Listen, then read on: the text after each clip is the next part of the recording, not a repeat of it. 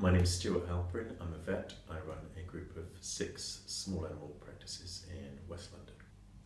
So I wanted to have a business where I could delegate everything and just have, reports coming to me on how we're doing, financial and non-financial sort of key performance indicators, and a forecast so that I could see that we're going to be fine for the next 6 months or the next year or whatever it is. And they didn't have that, and though I was formulating that kind of internally, so either myself or with my group manager or whatever, we just didn't have the structure for it. And so I wasn't, even though I'd asked for monthly P&Ls and monthly cash flows and monthly balance sheets, they weren't coming every month. Sometimes it would be quarterly, or it would be, and I was so busy that I would chase those things, but then I'd leave it for a week, and if they didn't come, then they just hadn't come, and I'd chase them again when it came to my head and so on. So in terms of having structures for me to follow up, as well as having absolute confidence that those reports would come in every month, it just became stressful. It's a stressful situation when you're constantly thinking about money, however big the business becomes, and whether it's profitable or not. We bought some practices, we opened some new practices. The new practices relied on the existing profitable ones to cash flow them and so on for a time. So it was a stressful period, and not knowing exactly where you are with your money becomes even more stressful, and then that can affect all kinds of things in life. So I think it just would have got more and more stressful as the business grew. It just would have got more and more stressful not having on-time, really detailed management reports on what's going on in the business. And then of course you don't want to add stress to that by growing the business or doing more with it. So I think I just would have, slowed down. And in some ways I have slowed down anyway, because I realised that my goals are becoming achieved and so on, but that's by way of my decision rather than because it's so stressful I don't want to do anymore.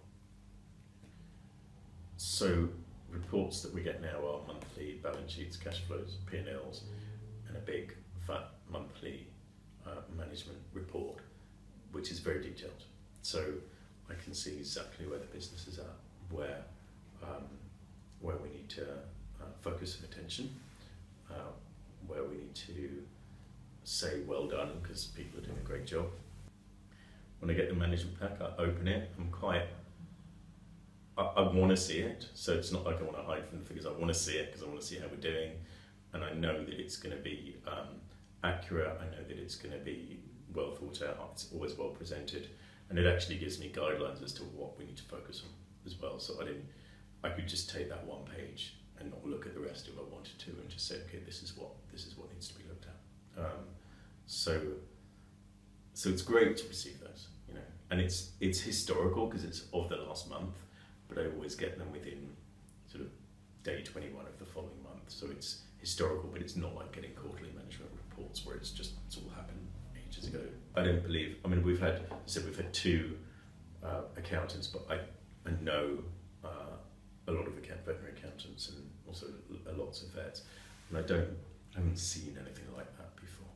People get management reports and it's more detailed than just here's your P&L, here's your balance sheet kind of thing.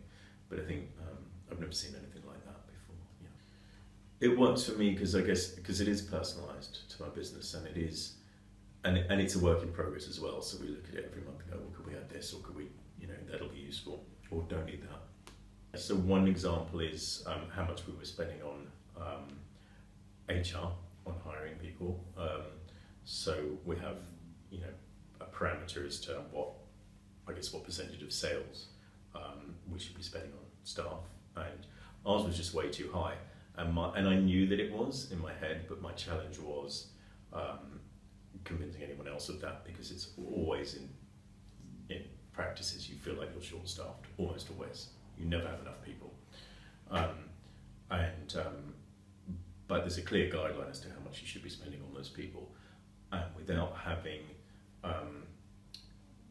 that in a monthly account showing, okay, we're spending too much, we're spending too much, we're spending too much. I know we're okay, we're getting better.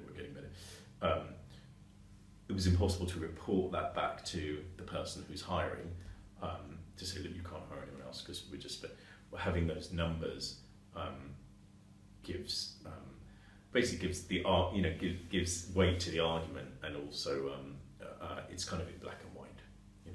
It's made every difference, because I know I'm going to get that report at the end of every month, and I know that it's up to date, that it's accurate, and I don't have to worry about it. I just don't have to worry about it. So everything is sort of dumped out of my head, and it gives me tremendous peace of mind. Yeah, Sally's been brilliant. I mean, when she came on board to look after the business for Clear Vision, for this sort of day-to-day part of the business, I just thought, God, there's so much that she's, not like it's the biggest business in the world, but there's so much detail to it, and I'm quite specific about how it's run. So I wondered whether at some point she might just go, well, it's all too much. So we sort of did it in slowly, but she hasn't said that yet, so I think she's got a handle on it. It's like having it is part of the team. I know it sounds like part of the team, but it is part of the team, and it is like having, Sally working in-house or just being part of the business. It doesn't feel like it's an external accountancy practice. I can't see any reason to go anywhere else. I mean, as the business grows, we'll grow with Clear Vision, and honestly, I can't see any reason that would change.